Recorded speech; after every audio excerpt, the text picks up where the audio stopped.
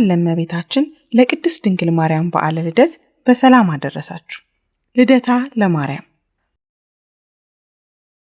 ጴጥርቃና ቴክታ የሚባሉ ሰዎች በኢየሩሳሌም በአንድነት ተጋብተው ይኖሩ ነበር።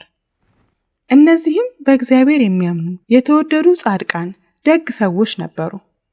እነዚህም ሰዎች በእግዚአብሔርም በሰውም ዘንድ የበቁ ባለጠጎች ነበሩ። ነገር ግን የሚወርሳቸው ልጅ አልነበራቸውምና መካን ነበሩ። አንድ ቀን ጴጥርቃም ቴክታንን እህቴ ሆይ ይህንን ሁሉ የሰበሰብነውን ገንዘባችንን ምን እናደርገዋለን?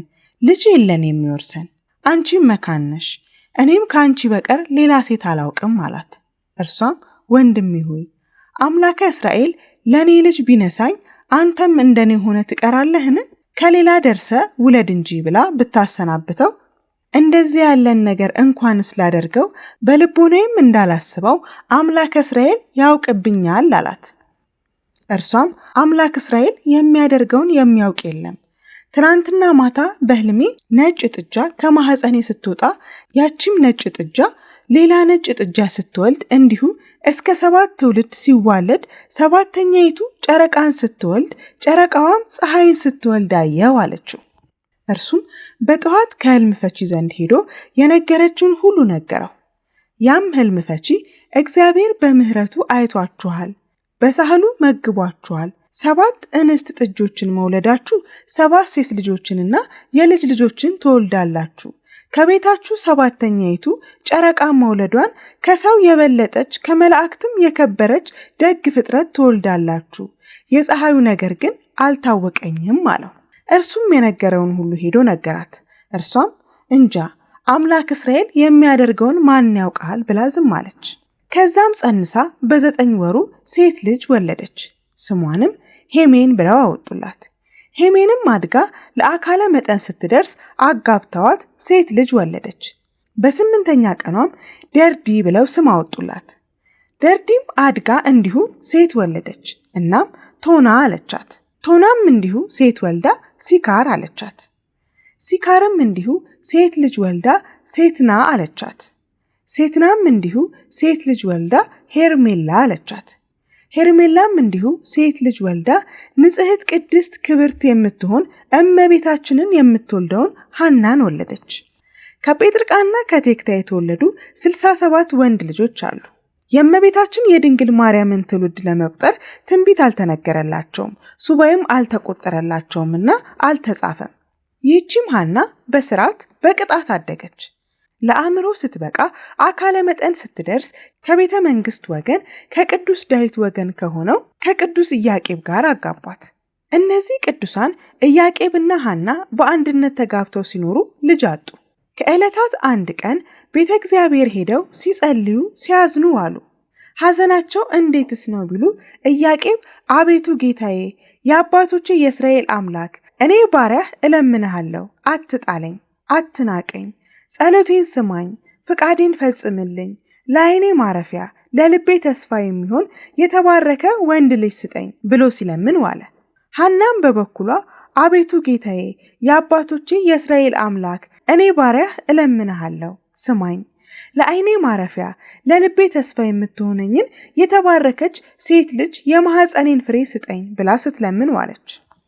እንዲህ ብለው ሲያዝኑ ሲጸልዩ ውለው እርግብ ከልጆቿ ጋር ስትጫወት አይታ አቤቱ ጌታዬ ለዚች ግዕዛን ለሌላት እንስሳ ልጅ የሰጠህ አምላክ ምን ነው ለእኔ ልጅ ነሳኸኝ ብላ ምርር ብላ አለቀሰች። እንዲህ ብለው ሲያዝኑ ሲጸልዩ ውለው ከዘካርያስ ከሊቀ ካህናቱ ሄደው አቤቱ ጌታችን ሆይ ወንድ ልጅ ብንወልድ ተምሮ ቤተ እግዚአብሔርን አገልግሎ እንዲኖር እንሰጣለን፣ ሴትም ልጅ ብንወልድ ማይ ቀድታ መሶብ ወርቅ ሰፍታ መጋረጃ ፈትላ ካህናትን አገልግላ እንድትኖር እንሰጣለን ብለው ስለትገቡ። ዘካርያስም እግዚአብሔር ጸሎታችሁን ይስማላችሁ፣ ስለታችሁንም ይቀበላችሁ፣ ጻሕቀ ልቦናችሁን ይፈጽምላችሁ ብሎ አሳረገላቸው። ከዚያም በኋላ ቅድስት ሐናና ቅዱስ ኢያቄም ዕለቱን ራእይ አይተው ነገር አንግተው አደሩ። ራእዩም እንዴት ነው ቢሉ ኢያቄም 7ቱ ሰማያት እንደ መጋረጃ ተገልጠው ከላይኛው ሰማይ ነጭ ወፍ ወርዶ በራሴ ላይ ሲቀመጥ አየሁ አላት። ወፍ የተባለው ጌታችን መድኃኒታችን ኢየሱስ ክርስቶስ ነው። ነጭነቱ ንጹሕ ባህሪው ነው። ከላይኛው ሰማይ ነጭ ወፍ ወርዶ በራሴ ላይ ሲቀመጥ አየው ማለቱ የኢያቄምን ባህሪ እንዳደረገው እወቅ ሲል ነው። ሰባቱ ሰማያት የተባሉት የጌታችን ልዩ ልዩ ባህሪው፣ ምልአቱ፣ ስፋቱ፣ ርቀቱ፣ ልዕልናው፣ አብዩ መንግስቱ ናቸው። ሐናም እኔም አየው አለችው። ምን አየሽ ቢላት ነጭ እርግብ መታ በራሴ ላይ ወርዳ በጆሮዬ ገብታ በማኅፀኔ ስትተኛ አየሁ አለችው። እርግብ የተባለችው እመቤታችን ድንግል ማርያም ናት። ነጭነቷ ንጽህናዋ፣ ቅድስናዋ፣ ድንግልናዋ ነው። ነጭ እርግብ መታ በራሴ ላይ ተቀምጣ ከራሴ ወርዳ በጆሮዬ ገብታ በማኅፀኔ ስትተኛ አየው ማለቷ ብስራተ ገብርኤልን በጆሮዋ ሰምታ እመቤታችን ቅድስት ድንግል ማርያም ጌታችንን መጸነሷ ነው። ይህንኑ ራእይ ያዩት ሐምሌ 30 ዕለት ነው። እነሱም እንዲህ ያለ ራእይ ካየን ነገር ካገኘን ብለው ዕለቱን በሩካቤ ሥጋ አልተገናኙ። ፈቃደ እግዚአብሔር ቢሆን ብለው አዳምና ሔዋንን ብዙ ተባዙ ምድርንም ሙሉአት ብሎ ያበሰረው አምላክ ለእኛስ ይልክልን የለምን ብለው ዕለቱን አልጋ ምንጣፍ ለይተው እስከ 7 ቀን ድረስ ለየብቻቸው ሰነበቱ። ነሐሴ 7 በሰባተኛው ቀን ከሰው የበለጠች ከመላእክት የከበረች ዓለም ሁሉ ተሰብስቦ ቢመዘን አንድ የራሷን ፀጉር የማያህል ደግ ፍጥረት ትወልዳላችሁና ዛሬ በሩካቤ ሥጋ ተገናኙ ብሏችኋል ጌታ ብሎ መልአኩ ለሐና ነገራት። በፈቃደ እግዚአብሔር በብስራተ መልአክ እመቤታችን እግዝእትነ ማርያም እሁድ ዕለት ተጸነሰች። በኦሪት ሥርዓት እሁድ ዕለት ባልና ሚስት መገናኘት ልማድ ነበርና እመቤታችን የተጸነሰች ዕለት አይሁድ ቀንተው ተነሱባቸው። ቅናቱ እንዴት ነው ቢሉ ሳቢናስ የሚባል የጦሊቅ ልጅ ከኤዶቅ ካጎቱ ቤት ሄዶ ሞተ። እርሱንም እንቀብራለን ብለው በአልጋ ይዘው ሲሄዱ ከመንገድ አሳረፉት። የሐናም ያጎቱ ልጅ ነበርና ለማልቀስ ብትደርስ ዘመዶቿ ሁሉ ተሰባስበው ሲላቀሱ ቆዩት። እርሷም አብራ እየዞረች ስታለቅስ ጥላዋ ቢያርፍበት መግነዙን ፍቱልኝ ሳይል ብድግ ብሎ ተነስቶ ስብዓተ ለኪ ማርያም እሙ ለፀሐየ ጽድቅ ለአብ ሙሽራው ለወልድ ወላዲቱ ለመንፈስ ቅዱስ ጽርዓ ቤቱ ተፈስሂ ደስ ይበልሽ ብሎ ሰገደላት።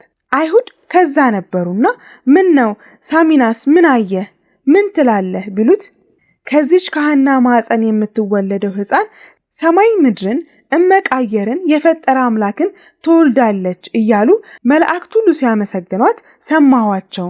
እኔም ያነሳችኝ የፈወሰችኝ ያዳነችኝ እርሷ ናት አላቸው። በልቶ ሰማነህ ብለው መቅናት ጀመሩ። እመቤታችን እግዝእትነ ማርያም በተጸነሰች በ9 ወር ከ5 ቀን የግንቦት መባቻ ዕለት ግንቦት 1 ተወለደች። እመቤታችን እግዝእትነ ማርያም የተወለደችበት ዕለት በአባት እናቷ ቤት ፍስሐ ደስታ ተደረገበት። ቤቱንም ብርሃን ሞላው። በ8ኛውም ቀን ማርያም ብለው ስም አወጡላት። ስለምን ማርያም ብለው አወጡላት ቢሉ እነሆ በዚህ ዓለም ከሚመገቡት ሁሉ ምግብ ለአፍ የሚጥም ለልብ የሚመጥን ማር ነው። በገነትም በሕይወት የተዘጋጁ ጻድቃን ቅዱሳን ያም የሚባል ምግብ አላቸው። ከዚህ ሁሉ የበለጥሽ የከበርሽ ነሽ ሲሉ ስለዚህም ማርያም ብለው አወጡላት። የእመቤታችን የማርያም ስም ተነቦ ሳይተረጎም ይቀር ዘንድ አይገባምና ማ ማለት ማህደረ መለኮት፣ ር ማለት እርግብየ ይቤላ፣ ያ ማለት ያንቃዱ ሀቤኪ ኩሉ ፍጥረት፣ ም ማለት ምሳሃል ወምስጋድ ወምስት ስራየ ኃጢአት ማለት ነው። አንድም ማርያም ማለት ልዩ ከጣዖት ክብርት እመ ፍጥረታት ንጽሕት እመ ኃጢአት መልክ ከደም ግባት የተሰጣት ማለት ነው። ዳግመኛም ማርያም ማለት ተፈስሂ ቤተ ይሁዳ ወተሐሰዩ ቤተ እስራኤል ማለት ነው። አንድም ማርያም ማለት መርሃ ለመንግሥት ሰማያት ማለት ነው። ይህንንስ እንዴት ነው ቢሉ እነሆ ዛሬ በዚህ ዓለም ለእውር መሪ በትር እንደሚሰጡት ሁሉ እርሷም በፍቅሯ በጣዕመ ፍቅሯ የሰውን ሁሉ ኃጢአት ክፋት ፍቃ ከልጇ ከወዳጇ ስታስታርቅ ከገሃነም እሳት አውጥታ መንግሥተ ሰማያት የምታስገባ ስለሆነች ስለዚህም መርሃ ለመንግሥተ ሰማያት አሏት። አንድም ማርያም ማለት ሰረገላ ፀሐይ ማለት ነው። አንድም ማርያም ማለት ተላኪተ እግዚአብሔር ወስብአ ማለት ነው። አንድም ማርያም ማለት ውብህት ወይም ስጥውት ማለት ነው። በዚህ በግንቦት 1 ቀን እመቤታችን ዓለምን ልታስምር ከቅድስት ሐናና ከቅዱስ ኢያቄም በብዙ ልመና ተገኘች።